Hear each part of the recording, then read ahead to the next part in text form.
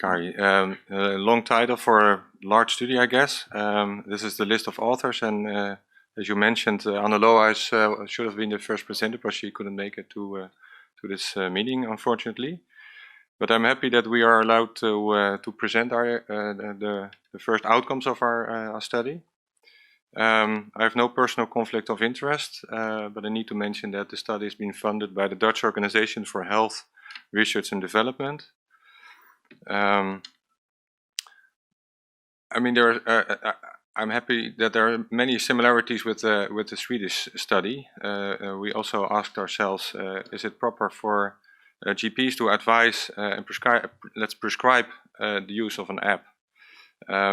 It seems that e-health is promising, with over 100 apps for urinary incontinence available in App Store and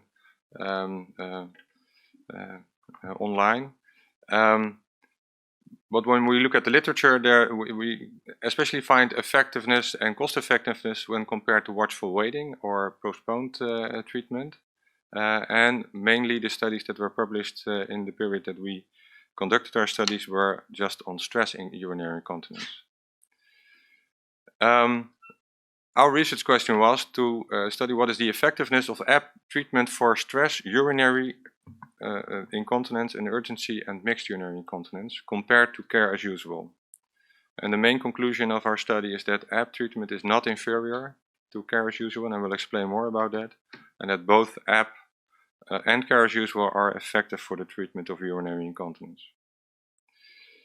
We included women, adult women with urinary incontinence at least 2 times a week, who had access to a smartphone or a tablet and were willing to receive treatment.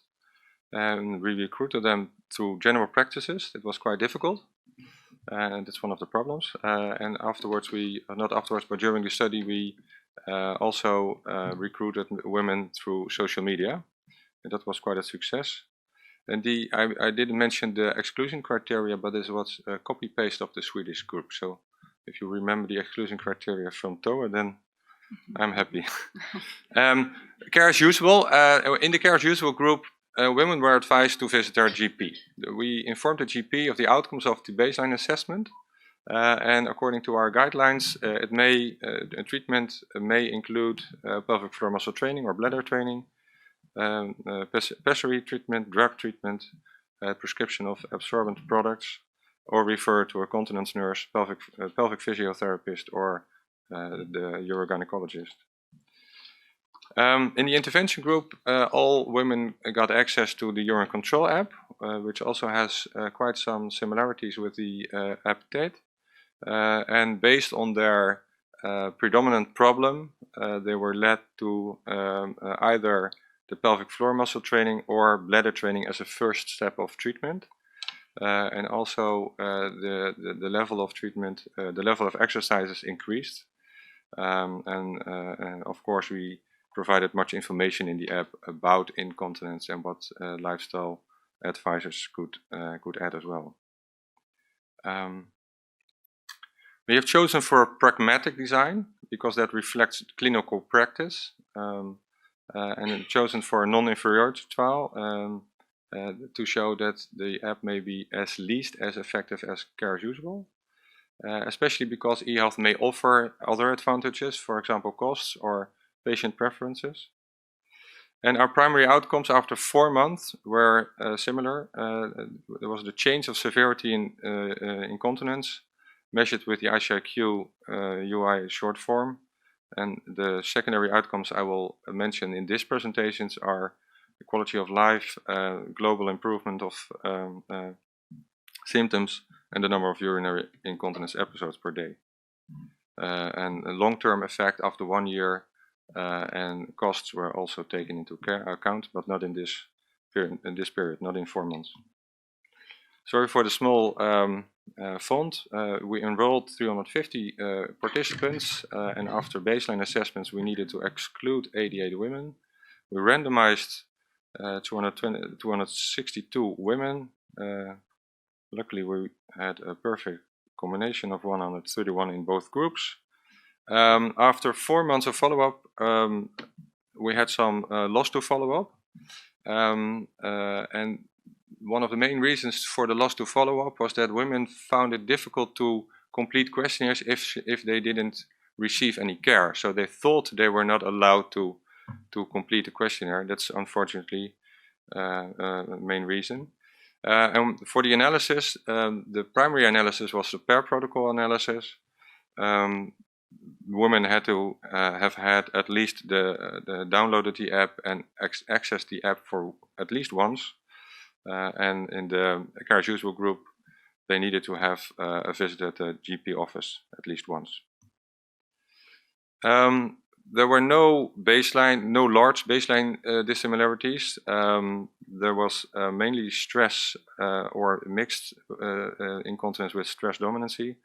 And we also included women with urgency dominant mixed incontinence with ICIQ short form scores, baseline scores around 9 to 10. So change score of severity of urinary incontinence. In both groups we saw a decrease in symptoms, a bit smaller than the Swedish group, and the difference between groups was 0.071. And this is the figure showing the non-inferiority margin, and as you see that the confidence interval lies well within the margin, so we can conclude it's non-inferior. But there is no difference, so we cannot say that either treatment is superior. So it's non-inferior, not superior. In the secondary outcomes, it will be short. There's improvement of quality of life in both groups, experience subjective improvement, and there's a decrease of number in incontinence episodes per day. And we found it's all clinically relevant, and there was no superiority for either group as expected. So there is clinically relevant improvement of symptoms of both treatments. We had some difficulties in the recruitment, and we will discuss that in one of the e-poster abstracts. And we had a higher than expected loss to follow-up, limiting the effect size, unfortunately, and that especially limits the subgroup analysis. And in further research, we will assess the advantage of e-health, especially presenting the costs, long-term, and experiences. And we emphasize the need for evaluation of new e-health applications. We are next to the AppTed, one of the first really evaluating the effect. And as I mentioned, there are more than 100 apps available that were not evaluated. Thank you. Thank you very much. Again, we're open for discussion and questions.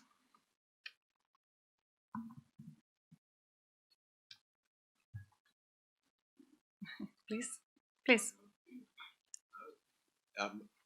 Marco, yeah, same question as I had earlier. Do you have any access to how many times they opened it, what they opened, how they used it, etc.? Well, those data are log data. We had planned to register it, but the company of the support of the IT company has lost many of those data. So that's really unfortunate, because otherwise we could have added it. And that's the reason why we are just finalizing the last questionnaires. We now will provide the care as usual group access to the app, and it's now all restored, so we can do an observational study in which we will use the log data to see what really happens within the app to predict effect. So we had planned it, but unfortunately technical errors were a problem. Just an idea, because is it really you're now evaluating also for the other, is it that you're evaluating doing pelvic floor exercises at home? And what's the influence of the app? Because for me it's a bit difficult to understand. Yeah, but I think that reflects. I think it truly reflects normal care as well. If a woman visits a physician or a pelvic physiotherapist, there are many lifestyle advices. There are really pelvic floor muscle training advices, and then they return, and you may ask, "What did you do?" But many people don't remember. So I think it's a multifactorial effect. So we need to give them as much information as possible. And even if they don't use the app, but do the exercises 3 times a day, but it's not registered, then it's not registered, but women can do it still. Okay, thanks. Next one, please. Thank you. Jo Booth from Glasgow in the UK. Thank you very much. That was really, really interesting. Can I ask, do you have any data on how well educated your sample of women were in comparison to the Swedish study? We have the data, but I don't know them by heart. So we have the information in the publication that hopefully will come shortly. Oh, okay. Sorry for this. It's okay. Thank you. Next one, please. Well, thank you, Marco, for a very nice study. Can you do a sub-analysis on the care as usual group? Because I read that providing pads is care as usual, which, well, it's very interesting to see that it's... Well, yeah, sure. We in the care as usual group, 41% of patients received either pelvic floor muscle training with the advice from the 41% was referred to a pelvic physiotherapist. And the other? And the other, I mean, you point at the main problem in primary care. We did another study evaluating what do GPs do, and they do quite nothing. I mean, yeah, I'm ashamed of my my own group. I mean, first we don't ask women if they are incontinent. That was the main problem with recruitment. And if we ask, or if a patient says, well, I have this problem, then we say, well, you're as an absorbent product. I mean, we really do a bad job. But Marco, I'm getting worried if you say there's no difference. And I think, oh, if all these women got absorbent pads... No, definitely not all. No, we saw, I don't know the data from heart. It will be included in the cost analysis, of course. But we saw in another observational study that about 14% get absorbent product without any other care. Okay, thank you very much. Hello, Emma Nyström from the Incontinence group. Thank you, Marco, for a very interesting presentation and study. I was just wondering, it's our experience as well that social media can be a very effective recruitment, as these women don't come to the primary care, and as you say, we might not ask, and also often the women that seek this kind of treatment don't really want to be talking about it. Mm-hmm. There was, but did you have any troubles with, or was there ever an issue with those you recruited over social media to randomize them to care as usual? No, because in the information people received, I mean, one of the reasons for the exclusion of patients after initial assessment was that they had the wish to be treated with the app.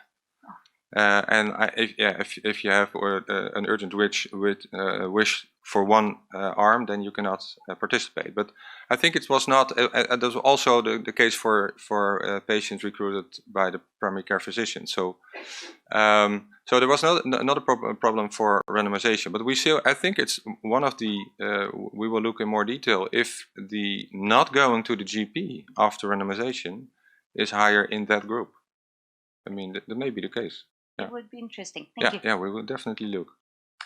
Thank you very much. As true is, the second app has more than 100 persons in the study, and that is very good. But I still a little bit curious to know, because in the app that always is about 1,000 or 700, and the dropout is more than 60–50%. But as I think, oh my God, my friend already asked the question, but then you told her, we ask them if they want or not app, or means in the beginning already you do a kind of separation for the people want or not the app? No.